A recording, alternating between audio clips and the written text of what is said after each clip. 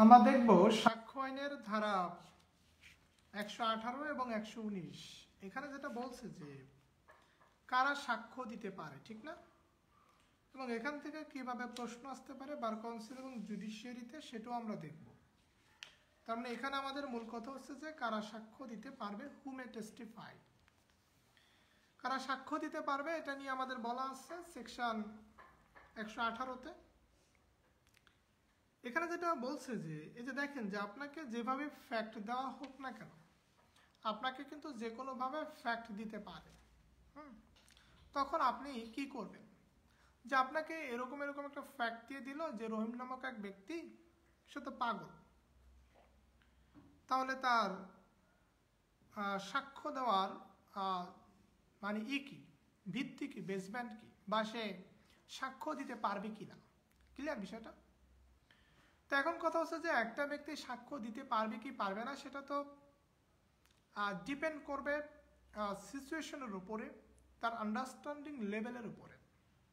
এখন আপনি যদি বলেন যে তার তো বয়স কম, সে তো বাচ্চা মানুষ, এখন আপনি যদি বলেন সে তো বুড়া মানুষ, বা তার ফিজিক্যাল মেন্টাল প্রবলেম আছে, বা তার যে কোনো প্রবলেম থাকতে পারে, এখন সে সাক্ষ্য দিতে পারবে কিনা, রাইট? তো এখান থেকে জুডিশিয়াল সার্ভিস পরীক্ষায় বা বার কাউন্সিল লিখিত পরীক্ষায় যেভাবে প্রশ্ন আসতে পারে সেটা হচ্ছে যে এখানে আপনাকে একটা পুরো একটা ঘটনা বলে দিবে। যেমন আমি যদি একটা আনুমানিক একটা ঘটনা বলি যে এক্স নামক এক ব্যক্তি, সে বছরের 11 মাসই সে পাগল থাকে। তো যেই মাসটাতে সে সুস্থ আছে সেই মাসটাতে সে সাক্ষ্য দিতে পারবে কিনা, বা তার সাক্ষ্যটা প্রাসঙ্গিক হবে কিনা, বা সে সাক্ষী হিসেবে অযোগ্য হবে কিনা। এখন প্রশ্ন হচ্ছে যে একটা মানুষ সবসময় পাগল থাকে, নো প্রবলেম। একটা মানুষ বাচ্চা, একটা শিশু আছে ধরেন, এখন বুঝতে হবে তার আন্ডারস্ট্যান্ডিং লেভেলটা আছে কিনা। আমার কথা কি স্পষ্ট বোঝা যাচ্ছে?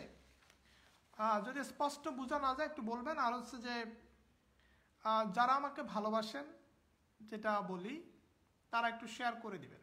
যারা আমাকে ভালোবাসেন তারা শেয়ার করে দিবেন। তো এখানে কথা হচ্ছে যে তাহলে একটা মানুষ আপনার ইনফ্যান্ট বা ওল্ড এজ বা ফিজিক্যাল বা মেন্টাল ডিজিজ যেটাই থাকুক, এটার কারণে সে সাক্ষ্য দেওয়া থেকে বঞ্চিত হবে কিনা? না। সে সাক্ষ্য দিতে পারবে কি পারবে না এটা নির্ভর করবে তার আন্ডারস্ট্যান্ডিং লেভেলের উপরে, এটা তার নির্ভর করবে তার সেন্সিবিলিটির উপরে, তার বোধশক্তির উপরে। তার মানে আমরা বলতে পারি যে কোনো ব্যক্তি কিন্তু মানে সাক্ষ্য দেওয়ার ক্ষেত্রে অযোগ্য হবে না। কোনো ব্যক্তি কিন্তু সাক্ষ্য দেওয়ার ক্ষেত্রে অযোগ্য হবে না। তাহলে বিষয়টা কি? অযোগ্য হবে না তখন যতক্ষণ পর্যন্ত তার সে আদালতে প্রশ্ন করা হলো সে বুঝতে পারবে। মানে বুঝতে পারাটা হচ্ছে সাক্ষী হওয়ার ক্ষেত্রে যোগ্যতা এবং অযোগ্যতা। তার মানে আপনার যে কোনো অবস্থা, আপনার যে কোনো সিচুয়েশনে, যে কোনো বয়সে, যে কোনো অবস্থায় আপনি সাক্ষ্য দিতে পারবেন। It depends on sensibility, it depends on understanding level, it depends on আদালত যখন প্রশ্ন করে, অ্যাডভোকেট যখন প্রশ্ন করে, তখন আপনি বুঝতে পারেন কিনা। তাহলে আপনাকে যদি এরকম একটা ফ্যাক্ট বলে দেয়, এটা আনসার করা যাবে কিনা 118-কে রেফার করে স্পেসিফিক যদি বলে দেয় যে এক্স হচ্ছে আপনার বোবা, এখন আপনি কি মনে করেন যে সে সাক্ষ্য দিতে পারবে? বা আপনি কি মনে করেন যে সে সাক্ষ্য দেওয়া থেকে তাকে বিরত থাকতে হবে, বা সে সাক্ষ্য দিতে পারবে না, বা সে সাক্ষী হওয়ার অযোগ্য হবে?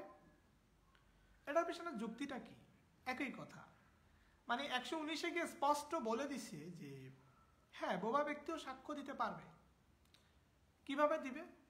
লিখার মাধ্যমে, ইশারা ইঙ্গিতের মাধ্যমে। এখন মনে করেন আমি বোবা, হ্যাঁ, আপনি হচ্ছেন অ্যাডভোকেট বা আপনি হচ্ছেন কোর্ট, মানে ম্যাজিস্ট্রেট, আদালত।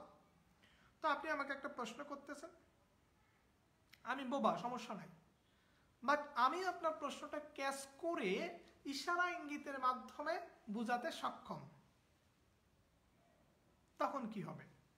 আমি যদি বোঝাতে সক্ষম হই, আমি যদি আপনার প্রশ্নটা মাথায় নিয়ে আনসার করতে পারি, সেটা ইশারা ইঙ্গিত হোক বা লেখার মাধ্যমে হোক, তাহলে আমিও সাক্ষী হিসেবে পারফেক্ট। এটাকে বলছে ডাম্প উইটনেস বা বোবা সাক্ষী।